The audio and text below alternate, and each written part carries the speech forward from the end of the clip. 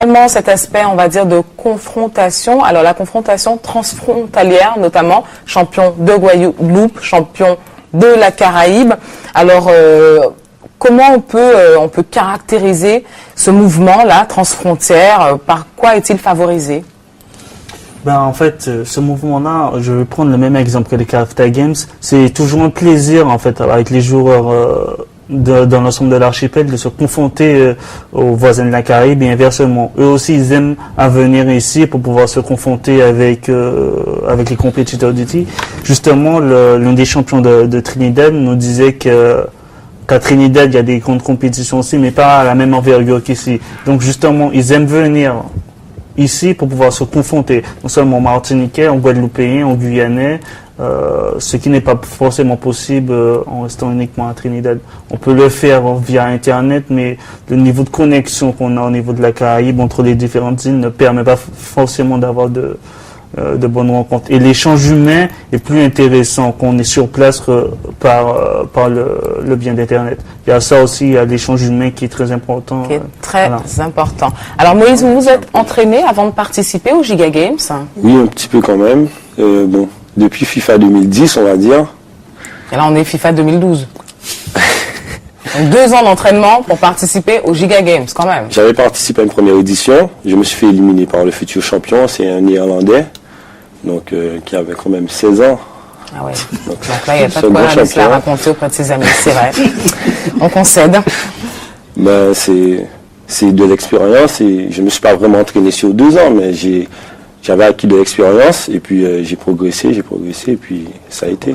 Au point de devenir un champion. Et on l'a déjà souligné, pas de champion sans entraînement. Comment devient-on le meilleur à la console? Nous nous sommes infiltrés dans une petite séance d'entraînement.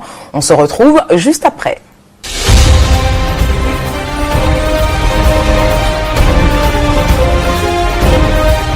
Giga Games, une association de capesters vélo comptant plusieurs dizaines de passionnés, a rassemblé ses membres pour une séance d'entraînement. Âgé de 17 ans et élève de terminale S, Brian Virapa se passionne pour le jeu. Inconditionnel de foot, il est le champion en titre de la discipline sur console. Tu es champion de la Guadeloupe en FIFA. Oui. Comment ça s'est passé pour toi? Comment tu vis ça aujourd'hui? C'est bon, c'est plutôt une passion, ça va, c'est un plus. Mais bon, c'est une petite fierté quand même, mais voilà, ça va. Au-delà de l'aspect loisir, ce sont également de véritables luttes sportives cérébrales et parfois en ligne à l'échelle locale ou mondiale à laquelle se livrent les jeunes au cours de grandes compétitions. On va dire depuis 6 ans environ. En fait, tous ces jeux vidéo est considéré pas seulement comme un loisir, mais aussi comme un sport, c'est-à-dire sport électronique. Donc il y a des compétitions internationales à travers le monde. Donc notamment les World Cyber Games qui sont l'équivalent des Cyber Jeux Olympiques qui se font par des Coréens, et sinon l'Electronic Sport World Cup qui est l'équivalent des Coupes du Monde de jeux vidéo. Et nous au niveau de la Guadeloupe avec Giga Games, les Caribbean Cyber Sport Cup en fait qui sont l'équivalent de la Coupe Intercaraïbe de jeux vidéo. Donc en fait c'est vraiment considéré comme du sport électronique où les joueurs s'entraînent pour pouvoir se confronter aux autres, que ce soit aux autres du même département ou bien d'autres îles de la Caraïbe. Il y en a ceux, ils l'utilisent comme pour le loisir, mais il y en a d'autres aussi, en fait, pour eux c'est une vraie compétition. C'est comme les sports, comme s'ils sont dans une équipe de foot, donc ils s'entraînent entre amis, tout ça, pour pouvoir se confronter le jour J aux autres. Donc il y a aussi l'avantage d'avoir des jeux maintenant qui sont de plus en plus ouverts à la famille. Donc il y a des jeux de danse, des jeux de sport, ou de plus en plus, notamment avec des consoles comme la Wii, où les parents participent aux disciplines de jeux vidéo, mais aussi avec la Xbox 360 où le Kinect permet avec ses capteurs de mouvement de reproduire exactement ces mouvements sans manette. L'essentiel pour le joueur au cours d'une partie, c'est de pouvoir tenir tête à un adversaire de taille, la machine. Elle ne fait pas de cadeaux. Mais avant d'en arriver là, le joueur devrait déployer son sens de l'observation, mais également toute sa dextérité pour en faire tromper un adversaire virtuel doté d'une intelligence exemplaire et fin stratège. On l'a bien vu, on n'est pas au pays des bisounours, au pays des jeux vidéo, stratégie, à mettre en place. Eddy Charini, bonsoir. Bonsoir. Vous avez un pseudo incroyable, Walgency. Non, Welgency. Dites-le. Welgency. Welgency. Et vous êtes membre du cybergroupe Call of Duty Antilles. Oui. Alors, qu'est-ce que ça veut dire, tout ça? En fait, c'est un groupe qu'on a créé pour tous les joueurs de Call of Duty. Et c'est plutôt pour les Antillais. Donc, Call of Duty, c'est un jeu de guerre, un peu plus typologie guerre. Oui. Et donc, un cybergroupe. Hein, donc, est-ce que vous vous rencontrez également pour vous entraîner ou est-ce que ça se passe plutôt à distance, chacun dans son coin? Oui, ça se passe chacun à distance. Donc, on a fait le groupe à la base. C'est pour retrouver plein de joueurs antillais pour qu'ils puissent jouer en réseau. Donc, sur le groupe, on met de diverses vidéos de nos exploits et ils nous font part des astuces et de tout ce qu'on peut mettre. Quoi. Alors, ce sont les Antillais qui sont en Guadeloupe? En Martinique. Ah oui, effectivement, Antillais. En Guadeloupe, en Martinique, désolé. en Hexagone également, je suppose. Et votre objectif, donc, c'est représenter les Antilles lors de confrontations, on va dire, internationales ou en tout cas avec d'autres pays, d'autres nationalités? Pour la nationalité, pas encore. Oui. C'est plutôt sous les Antilles. Entre vous, donc, que vous essayez de challenger entre vous. Voilà. C'est un phénomène qu'on observe un peu associé à d'autres types de jeux aussi. Oui, en fait, on retrouve ce phénomène-là sur des jeux aussi comme FIFA. Le foot. Comme le foot. On en trouve aussi sur certains jeux de course automobile comme Trackmania ou encore Gran Turismo et Need for Speed. Donc, ce qu'on remarque aussi, c'est que par exemple, lors des Giga Games, les joueurs qui arrivent au plus haut sommet, on va dire, dans la compétition, c'est souvent des joueurs qui sont issus de groupes comme COD Antilles. D'accord, donc c'est un jeu quand même, ça reste des jeux individuels, mais le fait d'être en groupe, ça permet de libérer, on va dire, plus de force. Oui, j'avoue. Oui. Oui. Alors, Eddy Charini, hein, de son doux nom, comme l'ont appelé ses parents, votre pseudo est Walgency. Oui. Alors, pourquoi ce blaze? En fait, il a été choisi par un ami à moi et comme il m'a plu, donc je l'ai choisi. Et ça veut dire quoi, en fait? En fait, il n'a pas de signification. Ah, d'accord, de mieux en mieux. Donc, déjà qu'on avait l'impression de parler une langue étrangère, donc là... Pas forcément, mais bon. Mais comme alors, il m'a semblé unique, donc je l'ai pris, quoi. Il était unique, donc on l'a pris. Alors, il y en a d'autres, hein, Psychopathe, Thug Énervé, Black Angel.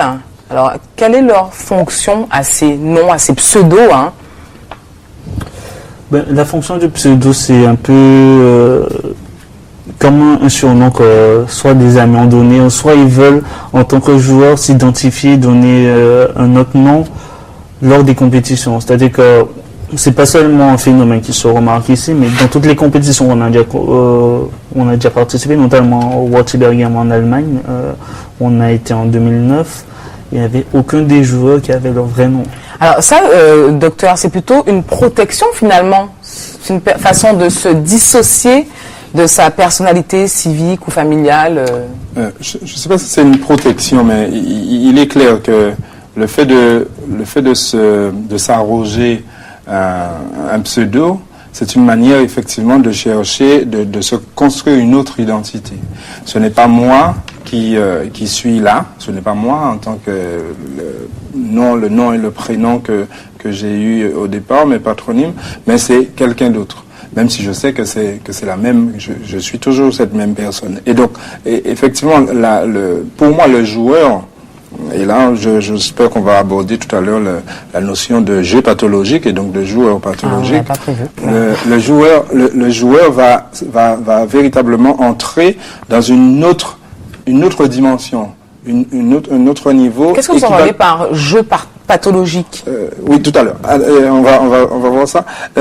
Il va entrer dans une autre dimension en se positionnant dans une autre identité. C'est-à-dire, cette identité-là va lui permettre de réaliser quelque chose, il va dire quelque chose, il va marquer les esprits, non pas par rapport à son nom d'origine, mais par rapport à cela, à ce pseudo-là, Blaze, psychopathe. Qu'est-ce que vous avez dit encore? Psychopathe, Thug Énervé. J'ai l'impression que vous êtes énervé avec votre stylo, ça vous énerve. Thug Énervé, qui traduit véritablement, qui doit dire quelque chose déjà à l'adversaire. Voilà, ce nom-là, il doit dire quelque chose à l'adversaire. Et là, il dit quelque chose à l'adversaire. Psychopathe, Thug énervé, Black Angel, Walgency, même si ça ne veut rien dire. Généralement, ce sont des blazes à connotation négative ou chargées de dangerosité. Pourquoi? Pour le message qu'on adresse à l'adversaire à ce moment-là, quel est-il? Je ne pense pas que les blazes soient forcément à connotation négative. On peut juste prendre l'exemple aussi des chanteurs. Aucun chanteur, pour la plupart, ils sont connus, mais leur nom de scène, c'est pas leur vrai nom. Par exemple, Admiralty, c'est Christy Campbell. Il n'y a pas de charge négative dans Admiralty, pardon, mais dans Psychopathe, jusqu'à preuve du contraire, ça n'a jamais été un compliment. Thug énervé non plus, Black Angel. Mais tous les... Vous, votre blaze, c'est quoi? Moi, c'est El Tokyo. El Tokyo. Voilà, toutes les choses. Charge négative ou pas? J'allais en venir, tous les pseudos n'ont pas forcément de charge négative. Donc il y a par exemple Mae, il y a comme moi El Tokyo, il y en a d'autres qui sont, on va dire, Blue Angel. Là c'est pas Black Angel, c'est Blue Angel. Donc c'est pas forcément une connotation négative, c'est-à-dire c'est un nom qui s'identifie à ce nom-là pour pouvoir dire quelque chose. Mais c'est pas forcément mettre en garde l'adversaire. Par exemple, si on prend le même principe avec les chanteurs, on va trouver Mikey Debrouillard, on va trouver Admiralty, on va trouver d'autres blazes, mais c'est pas forcément pour envoyer quelque chose de négatif. C'est qu'en tant qu'en fait personnage de scène, ils ont voulu s'attribuer un autre nom. Donc les joueurs sont sur une scène sportive où ils ont attribué une scène virtuelle surtout. Voilà. Est-ce que finalement le danger de troubles psychotique, vous avez parlé de jeux pathologiques. Est-ce que le danger aussi n'est pas associé à cette façon de considérer que l'on peut se dédoubler, être le personnage qu'on manipule à la manette, être aussi cet autre qui a un autre nom et redevenir l'enfant parfait, on va dire, l'enfant ou l'adulte d'ailleurs. On peut penser qu'il y ait ce risque-là, mais ce risque-là n'est pas lié directement au jeu en lui-même, ni à la manette, ni à la console. Et ce risque-là est premièrement lié à la personne elle-même, à des réalités de vie, à des réalités sociales, et après, effectivement, ça peut être au jeu. Maintenant, la question du jeu pathologique se pose lorsque lorsque c'est une pratique envahissante et qui empêche l'épanouissement personnel, l'épanouissement social, l'épanouissement familial de la personne. C'est-à-dire que le jeu, l'activité, quelle qu'elle soit, prend tout l'espace, en tout cas la grande majorité du temps de cette personne. Et on pourrait demander à ces jeunes hommes quelle est la quantité de temps qu'ils passent à jouer. Est-ce que, par exemple, pour ceux qui sont à l'école, parce que le jeune homme, rappelle-moi ton prénom. Samuel disait dans le reportage qu'il a commencé à jouer à 15 ans, je crois. À 15 ans. Et les joueurs sont de plus en plus jeunes. Oui, les joueurs sont de plus en plus jeunes. Aussi, et souvent, nous avons dans la structure où je travaille des parents qui viennent se plaindre du fait que les jeunes laissent complètement ses activités scolaires, les relations sociales familiales pour se consacrer complètement au jeu. Et là, on est véritablement dans un jeu pathologique. Donc, on discuter après. Le but, ce n'est pas de diaboliser le jeu en lui-même. Mais les comportements excessifs, voilà. On l'a bien compris. Eddie, merci beaucoup de votre participation à cette émission. Et vous, chez vous, dans la rue, que pensez-vous des jeux vidéo? Nous sommes partis à votre rencontre. On regarde le sujet. On se retrouve juste après.